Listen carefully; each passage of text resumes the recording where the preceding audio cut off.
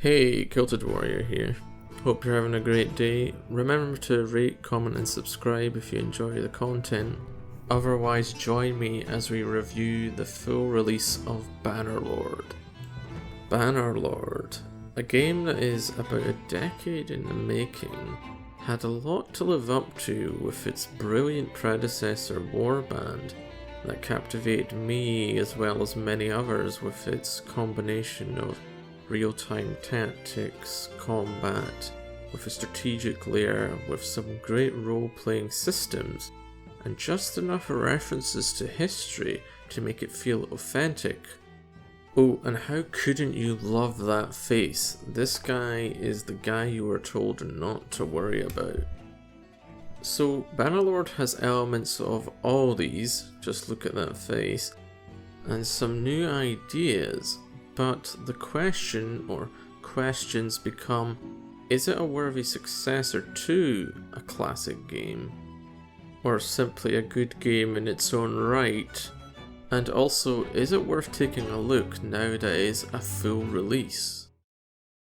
Combat and gameplay systems. Bannerlord, like Warband, has a directional based combat system at its core, with accounting for speed and direction with its attacks, making for an effective system that, with easily the best mounted combat in any game I have played, which is a relief given that the game's title makes that fact quite obligatory. Still, combat is visceral, with physics that are ridiculous in all the right ways.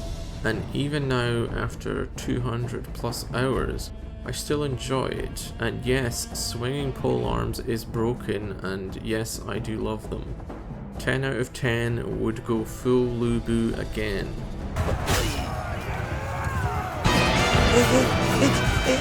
It's Lubu! Ah! Get out of my way!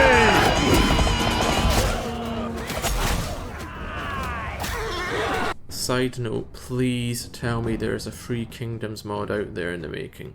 Yes! Yes!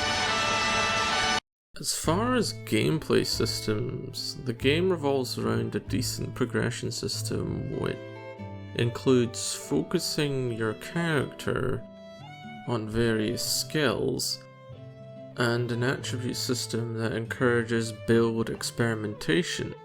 That said, the skill perks can be great, but more often are boring slight stat changes, and in some cases are literally useless governor-only skills, that is, the player cannot be a governor. These systems also apply to the companions that you'll find throughout the world, which are generic, and they have generic pre-generated backgrounds, which are fine, they do the job, and play a role in the next thing I'll mention, which is the progression of your clan, but also engaging with the kingdom and party management, which will get the admins and accountants among us salivating with the scale of your ambitions growing as the challenges do, and you'll have a solid reason to play from the early to late game as you build up a dynasty within your clan, with marriage and children being also part of the game's progression, as your own character can in fact die in the game if you set the settings for that, and you will then play as your heir. The other side of progression as far as the gameplay systems is that you have plenty equipment options with varied armors, weapons, and now banners, which, thank God, a game literally called Bannerlord finally has banners. It only took 2 years of early access to achieve it. I mean, just look at them, they look great. This is clearly a Game of the Year contender now. Jokes aside, I actually do like the banners, so thank you to Worlds for finally bringing them into the game. On the other hand, with gameplay, you also have the varied quests, which, if you want more detail on them, see my impressions video as I go into a bit more depth with them. For the most part, they are good and they contextualize gameplay and roleplay quite well. Otherwise, you have plenty of options to play a merchant playstyle, a raider, a mercenary, a lord, monarch, arena champion, or simply the odd job guy who takes whatever work he can get. You know, basically a murder hobo with some stuff on the side. And if you add mods, there's even more. Overall, with a gameplay loop that includes fighting, or questing, or trading, then leveling up and upgrading your equipment or investing. For those among you who are merchant or capitalist filth, who have no honour, at which point the gameplay loops again. It's a simple but effective system, as it was with Warband, so it is still a great system for a role-playing strategy and tactics game. Visuals, audio, and presentation. So yeah, your characters look, well, just beautiful, and the environments overall are fine for the most part, dated but fine. Then there's the cultural visual element that you get with clothes, weapons, buildings, as well as some culture-based music, which is all great stuff. All these presentation elements fuse together with the cultural elements to create some great world building and immersion. You have Romans, Normans, early Rus, Huns/Mongols, Sassanid Persians mixed with Mamluks, and best of all, there appears to be a large orange hedge moving towards us. That's not a hedge, Consul. That's the Scots.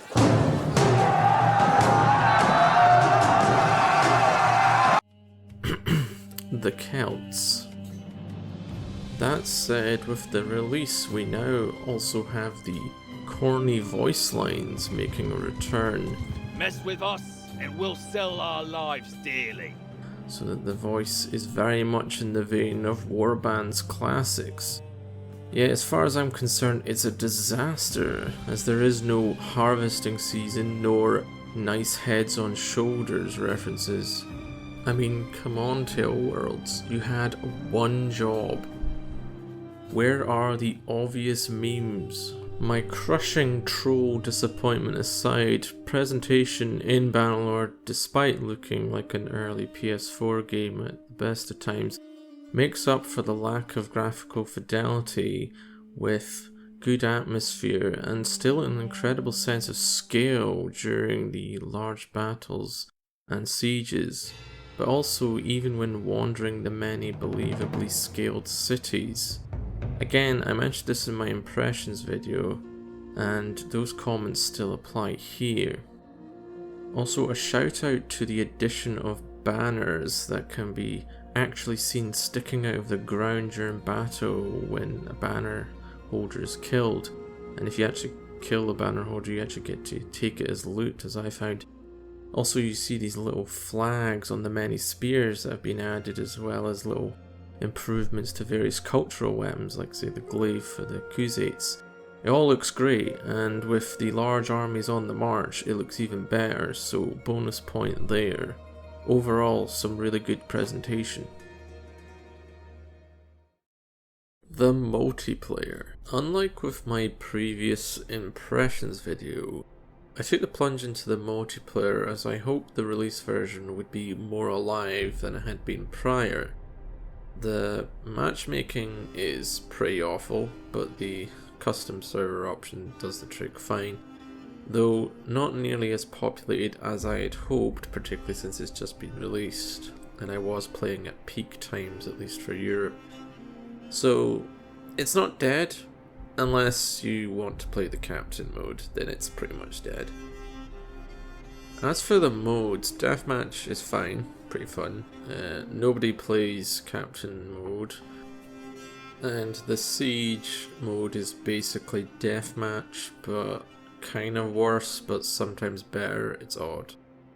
And then there's the dueling, which, given that people can't gank you from behind constantly, it's actually pretty fun. So deathmatch, it reminds me of most of the classic Warband multiplayer, which revolves around which side sticks together most and then, ganks all the poor isolated players with sheer numbers as you try your best to stop regressing back to being a filthy peasant every 5 minutes. If you're lucky, you might actually survive multiple hits, racking up the kills before some MLG pro archer coward kills you, because who wins, an armoured professional with a greatsword or a peasant wielding a child's toy? Yeah, I hate archers too, they're scum. With multiplayer sieges, it is the case that where the single player sieges got things right, such as scale and spectacle, end up harming the multiplayer version as they feel so empty even with decent player counts. They definitely need a 200 plus player siege server like back in the day, though to be fair, when it gets to 60v60 it can still be pretty good, unless you're playing the poor Azurai who are just awful apparently on attack, so I was quick to switch to the Empire when I got the chance, when I tried them. And also note that Valandia basically beats everyone all the time, so yeah, just pick Valandia if you have the chance. That said, the servers did have a tendency to crash, at least a few times. It was clearly a complete crash, like you could tell nobody was on, the servers just disappeared. I don't know if it's the European servers or something, but yeah, there's more than a few times everyone got kicked out of a game and it froze up. Otherwise, you have the players of class who will play the duels, in which you grab a glaive and profit, simple. Oh, and make sure to spin around like a crazy person and just flail randomly and you might just win. As for the underlying progression, I don't really care to grind for it, which very much feels like the case here. And not in a good way where some games actually make you feel like you're making tangible progress. Here it's just you get a different hat or outfit that's like whatever, I don't care. That said, yes, the CRPG mod is there. I see you, sir, and you are a most welcome sight. This is unfortunately a vanilla review, so I won't talk about it too much, and I will ignore your existence while secretly passing you a clearly salacious note. Yes, I loved Warband's CRPG mod. It was peak Warband multiplayer as far as I'm concerned. Honestly, the multiplayer gets a resounding and solid meh from me. Nothing inherently bad, but the per player retention of the early access version leaves me panicking as to whether the full version will be able to maintain the community that Warband had. But still, I'll keep an eye out on it, and it's still worth a look. And yes, I quickly tried the CRPG server, and yes, I am in fact very interested. We will watch your career with great interest. Bugs, performance, and other issues. Bannerlord has had a great number of bugs, with many fixed, many not, over the many patches since launch of the early access, so I will not go point by point here. Yet a few issues I have still noticed. First, both on the map and in battle there is a weird visual bug which I'll be showing currently, related to the outlines around many things. As you can see, they're very off, and while using tab to highlight items, particularly on the battlefield, as usually, especially in sieges, I would like to collect ammo and grab certain weapons, it's very annoying as they're all off center quite substantially.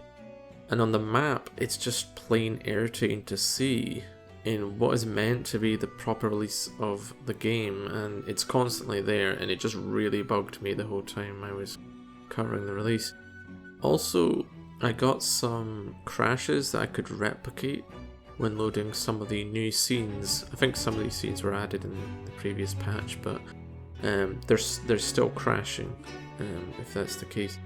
And also, some of the new scenes seem to confuse the AI a lot. Like, for all the fixes there seem to have been, and ladders and siege towers, for example, seem to be decent for the most part. There's still little issues, but they're certainly much better than what I'd seen in earlier versions. So, I had a few crashes here and there, but could usually go for hours with no issue. Just be aware that this is still not the most stable game. As for performance, it's fine. It keeps 60 frames or so most of the time. Doesn't seem to stutter or have big frame rate drops that I noticed in previous patches. Overall, it's perfectly playable, but for a full release after 2 years of early access, it is a little shoddy, so be aware of that. The verdict. As with my previous review, I stated that I don't use numbers or metrics to grade a game, as I struggled to get higher maths when I was younger, and since then have formed a vendetta against numbers.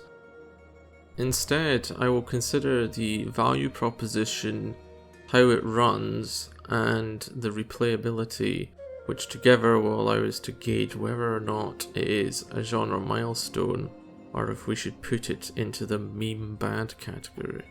Value. So I bought this at around £30 during the early access period, and currently it's hovering around that price. In that time I've gone over 200 hours at the time of writing this, which will no doubt be higher as time goes on. There is no doubt it has captivated the role-playing strategist in me, and I feel I will get many more hours out of it. And for all of its flaws, it has enough to offer that the value looks pretty good, and the value to be gained also from the multiplayer and modding is substantial, so overall, definitely great value for money. How it runs. Well, it's a mixed bag, so it seems to run better than the broken version of Ages Past. For me, it runs fine even in the largest battles, and generally it is limited in its frame rate drops, for the most part. The issue here is that it is very unreliable regarding crashes and freezes. So back in 1.8, which I used for my impressions video, it had plenty of crashes, normally when changing scenes, and even now I find many crashes which I can replicate, particularly with one of the new scenes I found it would crash every time I tried to go into it. So I can't help but feel it is still in the not stable category. But I find myself impulsively making saves regularly in a way that any Bethesda game player will understand. It's not modded Skyrim Legacy or Rome 2 Total War release levels bad, but it is definitely noticeable. Definitely mixed to poor depending on your system. Again, I am using a 2060 Super GPU and a i5 10th gen CPU, so cannot comment on the console ports. So definitely mixed on how it runs. Replayability. Well, very. This game has a ton of options to roleplay with different builds, objectives, emergent gameplay with plenty of systems, and add into that a modding scene that already can let you play in different time periods and even fantasy settings. I mean, you have Warhammer, Lord of the Rings, like 5 different Game of Thrones / Song of Ice and Fire mods being made. And for historic, you have feudal Japan, Korea, the Great Migration, just so many great things in the pipeline for the future, some already having released alpha or beta versions. It's great stuff. If there is one thing that looks to match Warband with this, it's the modder's input, and yet that's not intrinsic to the vanilla game experience, and by extension is PC focused, but I feel like it cannot be ignored when talking about replayability. That said, even for console, the various gameplay systems make it an incredibly replayable game. The final verdict. So it has a great value proposition, it runs well most of the time with some caveats, and is very replayable. That said, is it a worthy successor to Warband? And I would say sort of. Consider it like a Warband 1.5 as opposed to a 2.0. In which case, yes, it is a worthy successor. Also, the game by its own merits is still a good game, no question, and is a very unique game in the industry. As for if it's worth taking a look, yes, if you liked Warband you'll find plenty here to enjoy, especially if you can access mods. It's not great yet, but it is grasping at greatness. And if you didn't play Warband, then this is an even more unique experience. And I would highly recommend it. Anyway, I hope you enjoyed this review. If you did so, please remember to subscribe, as it would be greatly appreciated. Otherwise, have a nice day and thanks for watching.